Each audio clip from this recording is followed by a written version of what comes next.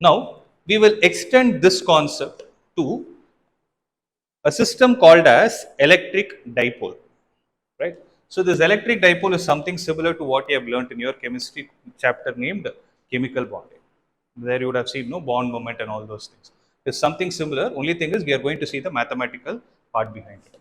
So, the heading is going to be electric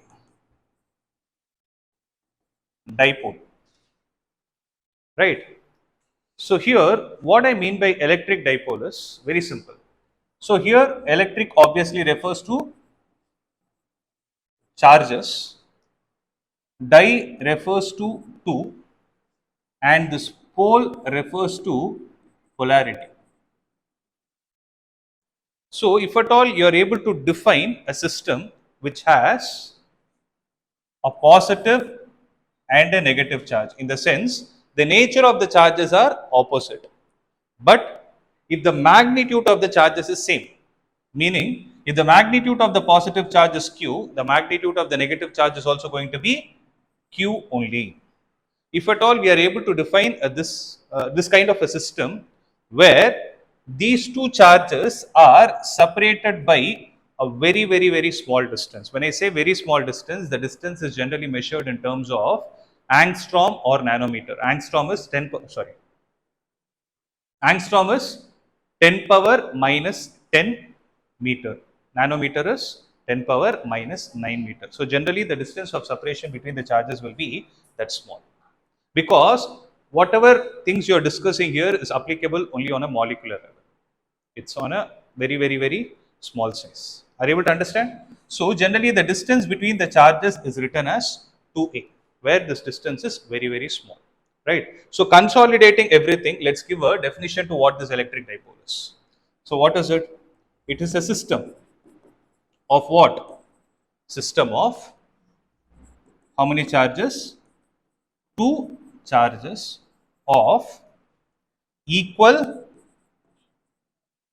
magnitude and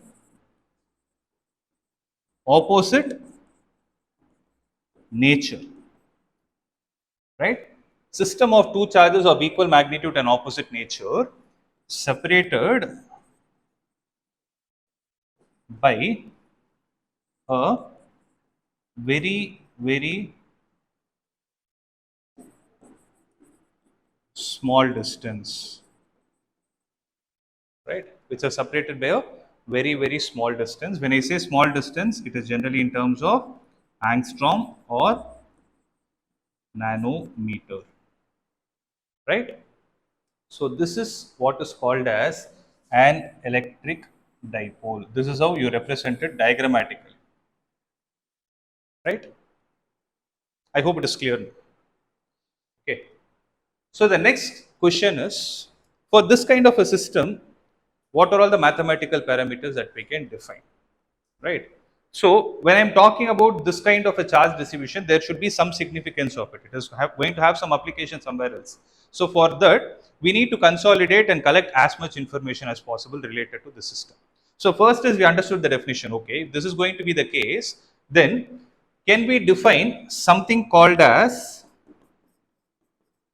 dipole moment for this, which is going to help us in the future, right? So what is dipole moment? If I take the symbol for it as small p, it is basically defined like this. It is the product of, right? It is a product of magnitude of either of the charges, either of the charges, and distance of separation between them. So if you observe, if I am able to look at the magnitude of both, they both are same. So what does the definition say? It says you need to multiply two parameters. What are the two parameters? One is take the magnitude of either of the charges, which is q.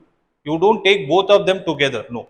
You take magnitude of either of the charges, multiply with whom?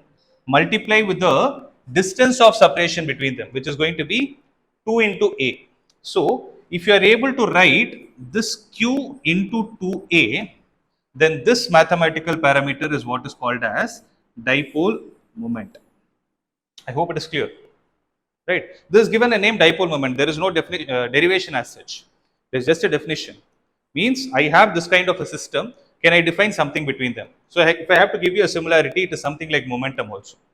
Like momentum doesn't have a derivation. If you recollect, what does linear momentum say? If an object has a mass, it has a velocity. Multiply them, then you call that parameter as linear momentum. Similarly, you have a system of two charges of equal magnitude. Multiply the charge with the distance of separation between them. You give a name to it called as dipole moment. Instead of writing q into 2a every time, we write it as p. I hope it is clear, right? Similarly, if I put the next question of what is going to be the SI unit for it, what is answer? So charge is measured in coulomb and distance is measured in meter. One common mistake that people do is if the C is not written in capital, right, it look like centimeter. That is a very common mistake.